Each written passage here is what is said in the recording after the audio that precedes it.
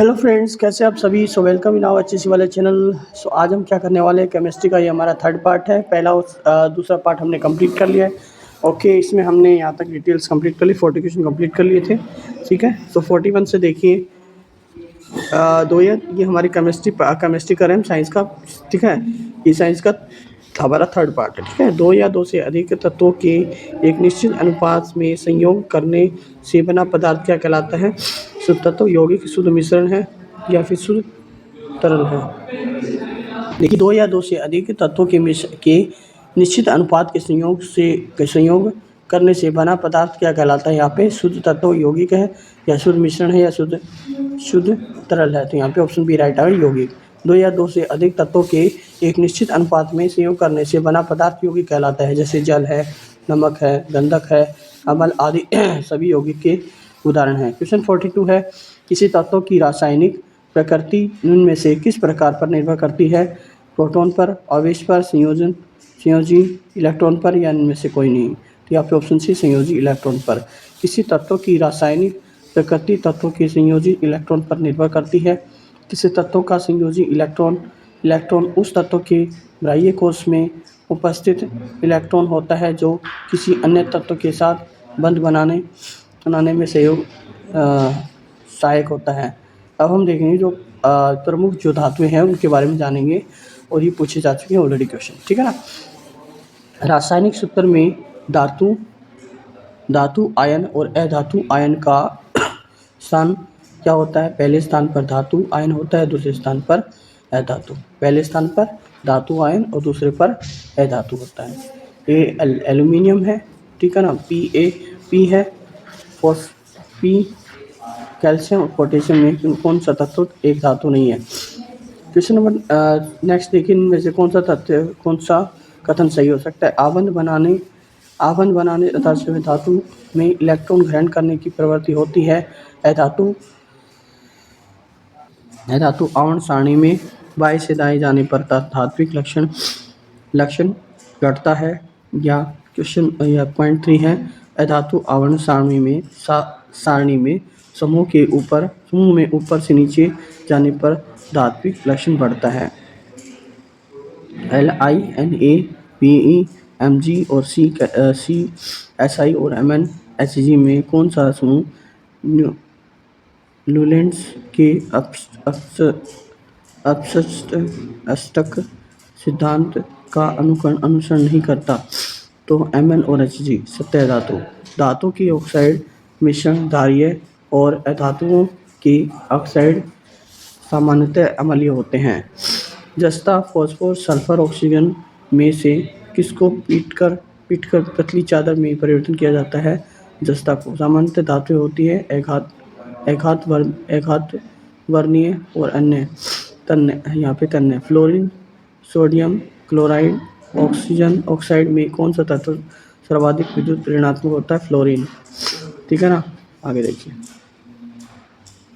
Bohr model किससे संबंधित हो। ऊर्जा के परिमाणीकरण की अवधारणा है। 3 तांबा, चांदी और क्लोरीन में से कौन सा जर्मन सिल्वर का मुख्य घटक होता है। तांबा का। आधुनिक आवर्त सारणी का आविष्कार किसने किया था।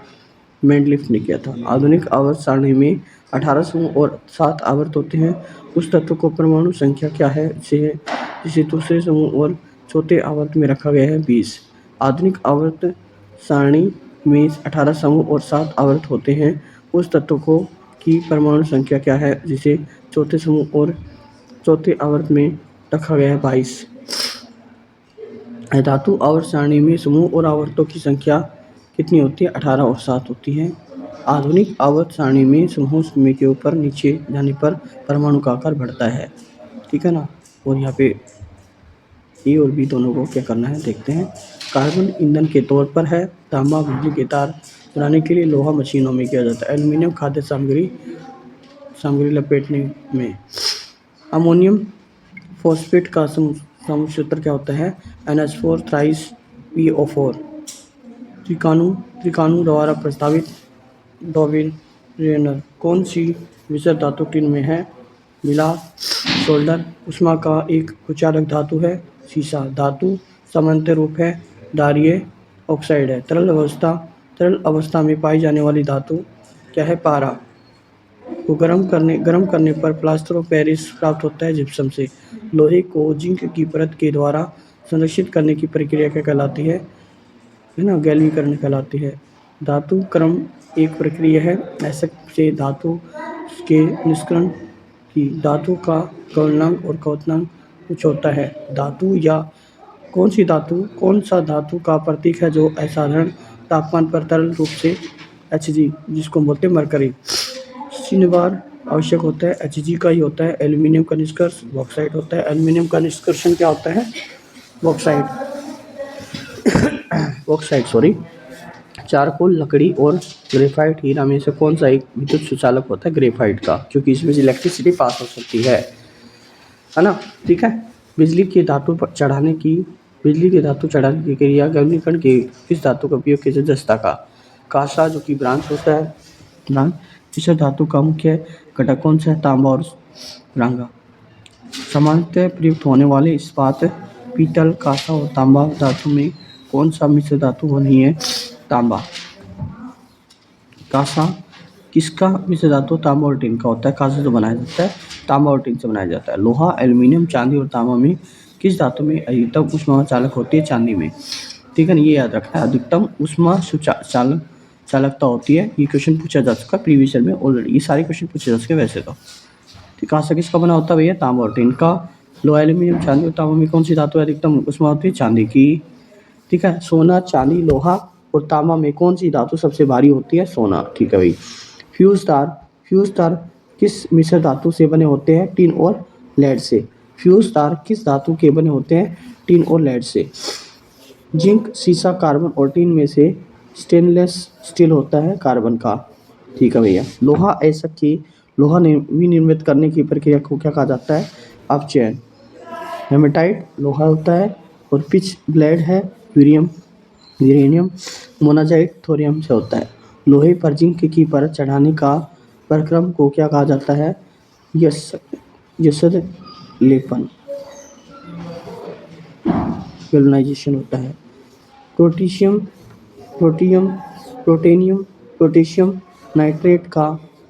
नाइट्रेट का उपयोग व्यावसायिक रूप से किस उद्योग में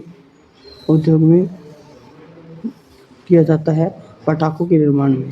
ठीक है ना, याद रखना है। पोटेशियम नाइट्रेट का प्रयोग जो किया जाता है पटाखों में किया जाता है। हीरा, पोटेशियम नाइट्रेट, ध्यान रखना। पोटेशियम नाइट्रेट किसके लिए किया जाता है? पटाखों बनाने के लिए किया जाता है। ठीक है। हीरा, ग्रेफाइट, ओजोन और स्टील में कौन सी एलोट्रोप होता है? स्टील। आवर्त सारणी में समान तत्वों के समूह की सामान्यतः विशेषता क्या है? ठीक है ना, बाह्यतम कक्ष में इलेक्ट्रॉन। सीमेंट का मुख्य घटक होता है SiO। अब बताना है आप लोगों को कि जो पटाखे बनाए जाते हैं उसमें क्या मिलाया जाता है? ठीक है ना, किसका उपयोग किया जाता है? सीमेंट का जो मुख्य घटक होता है SiO होता है। क्या होता है? SiO। क्या होता है? SiO, silicon oxide. ठीक है ना। वैसे पदार्थ जो धातु और अधातु दोनों का गुण प्रकृति रखते हैं। मेटलाइट्स। क्या होते हैं? मेटलाइट्स धातु होती है आघातवर्धे और तन्य। सफ़ेद फास्फोरस की सामग्री के लिए पानी संग्रहित होता है पानी में। ग्लूकोज, पीतल और कार्बन डाइऑक्साइड और नाइट्रोजन डाइऑक्साइड में कौन सा मिश्रण एक उदाहरण है? पीतल आएगा। एक धातु सल्फेट MsO4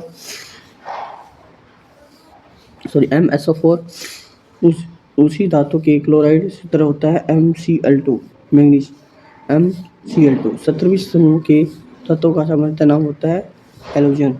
धातु सोडियम और हाइड्रोजन से अभिक्रिया करके उत्पन्न करती है हाइड्रोजन गैस।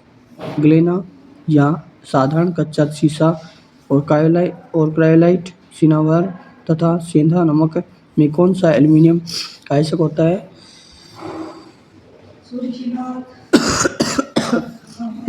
यहाँ पे क्रायोलाइट होगा।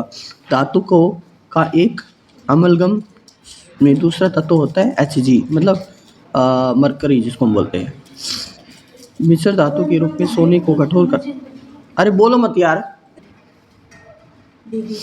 मिश्र धातु के रूप में सोने को कठोर करने के लिए कौन सी धातु मिलाई जाती है? कॉपर। सोने को कठोर करने के लिए कॉपर मिलाया जाता है। ठीक है। एक आयनी बंध उस समय निर्मित होता है जब धात्विक तत्व एक अधात्विक तत्व के साथ क्रिया करता है। गंधक, शीशा, फास्फोरस और कोयला में से कौन सा एक विद्युत की अच्छी सुचालक होता है? शीशा। ठीक है ना। धातु पर फोटोग्राफी की प्रक्रिया को खोज किसने की थी? जे निप्से ने की थी। किसने की थी? जे निप्से ने। ऑक्सीकरण प्रक्रिया के दौरान इलेक्ट्रॉनों की होती है क्षति होती, कमी हो जाती है। सोना है, लोहा है, प्लेटिनम है और टंगस्टन में से कौन सा अधिक कठोर होता है? तो होते हैं टंगस्टन। कोरोमंडल और क्रायोलाइट किस धातु से के ऐसक होते हैं? एल्यूमिनियम के। कौन सी सैकर्मण धातु की एक विशेषता नहीं है? इलेक्ट्रोनाइट्स प्राप्त करने की प्रवृत्ति। प्रायोलोसाइट ऐसे होता है मैंगनीज का। मैग्नेटाइट होता है मैंगनीज का, मतलब मैग्नेटाइट एक ऐसा खनिज है, यहाँ पे मैंगनीज का। बेरिल है बेरिलियम का। ऑक्साइड है एल्यूमिनियम का। पेंटालाइट है निकेल का। फिरोज है कॉपर का ना। मेलाकाइट है कॉपर का। और क्रोमाइट है मतलब क्रोमियम का। हेमाटाइट है आयरन का। मैग्नेटाइट है आयरन का। सिनेबार है मरकरी का। और मोलिडाइट है मतलब मोलिडेनम का। लिमोनाइट है ऐसे होता है आयरन का। सल्फर का साधारण नाम ब्रिमटोन का है। क्षारीय धातु का गुण होता है ना, इलेक्ट्रॉन्स को आसानी से छोड़ देती है। धातु विद्युत का वहन जो करती है क्योंकि मुक्त इलेक्ट्रॉन्स के कारण।